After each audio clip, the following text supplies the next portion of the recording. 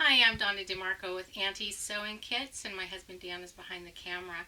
We are doing block 11, yes, 11 of the Solare Block of the month. The fabric is done by Banyan Batiks, and Bound To Be Quilting made the pattern. And it is turning out beautifully. So we've got one more block to go, block 12, and then we've got the border blocks, and then we've got the assembly of the whole thing. And then we have the companion, which either can be a wall hanging or a pillow. So we'll see what we do with that. Let's get started. So block month 9 is the exact same block that we did today. But that one was a lot bigger. This one is so small, I'm going to give you a little pointers because when you're dealing with this tiny, tiny fabric, you really need to do everything correctly instead of shortcuts like I tend to like to do. So we've got this block here. I don't know if you can see that, but right there. So that is block 11. So with block 11, we're going to start with the pattern, which if you've already cut out the pattern F in the reverse pattern, then you can use that. And it'll be the R pattern. And then if you've cut out pattern E, it can be the Q pattern. So you don't have to recut those out if you've already made little patterns for those. So with pattern E and fabric 3, we are going to take a triangle, and then pattern F and fabric 5, we're going to just make a little square. So we are going to take the pieces and put it together like that so it forms a square. So we're going to sew one side, iron it, and get it nice. And then we're going to sew the other side, iron it, and get it nice. Then what we're going to do with that is we're going to take a ruler and we're going to put it on there and square it up, because these don't come out very square, and when you're dealing with these tiny, tiny pieces, we need to make sure it's square. Another little tip with these is I'm not a big finger presser person, but with these ones you're really going to want to push that back and finger press it and then iron it, because what happens is when you push the iron, sometimes it goes just slightly wonky, and on a big block it doesn't really matter because it's just ever so slightly, but on these tiny ones it really does matter. So we've got a lot of finger pressing before we actually iron it. So once we get that done, we will move on to making these strips. So we're going to take fabric 4 and we're going to take fabric 3 and we're going to sew them together. Now there's several ways to do this. If you do a long strip and you sew it, it sometimes can come out wonky because one side's going faster than the other. So a walking foot would be a good idea. Although I really love my 1/4 inch foot. So if you want to do like a 1/4 inch foot or something, then I'm not a pinner, but I would pin this. I did not pin it, but I was very careful to make sure it was squared up and nothing was pulling and it was going through it the same.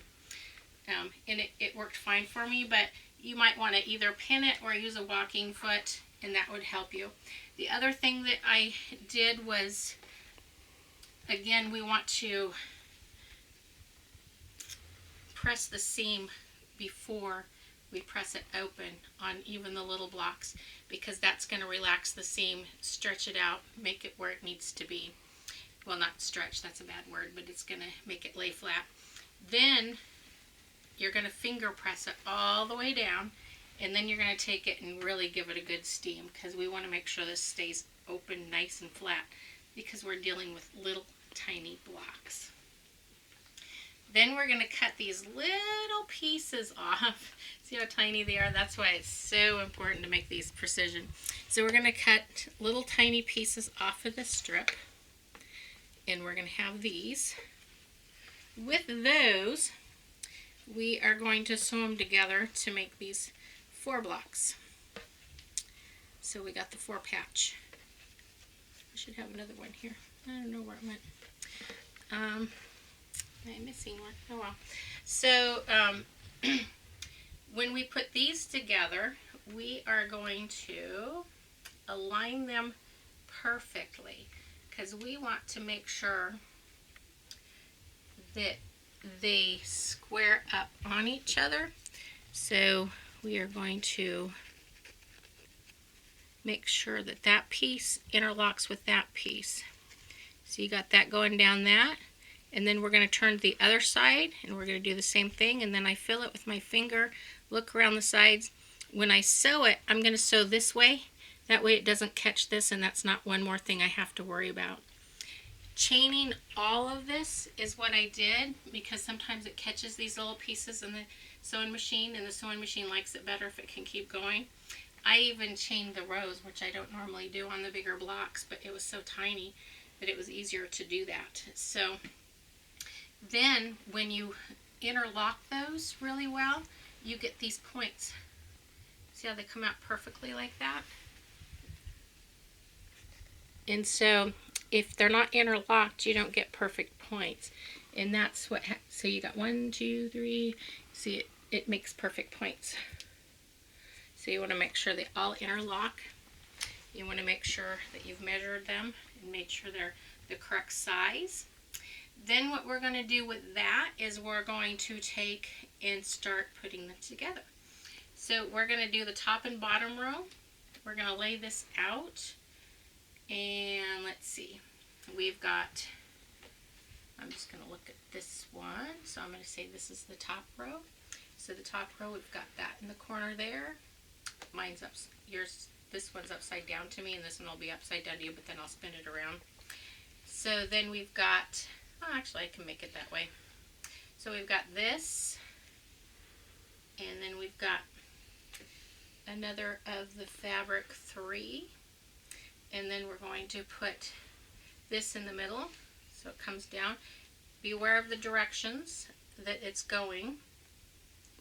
We're going to put this one going this way, this one going this way, and then we're going, see, I'm missing one. I had another one of these. I don't know what I did with it, but, oh no, I guess not.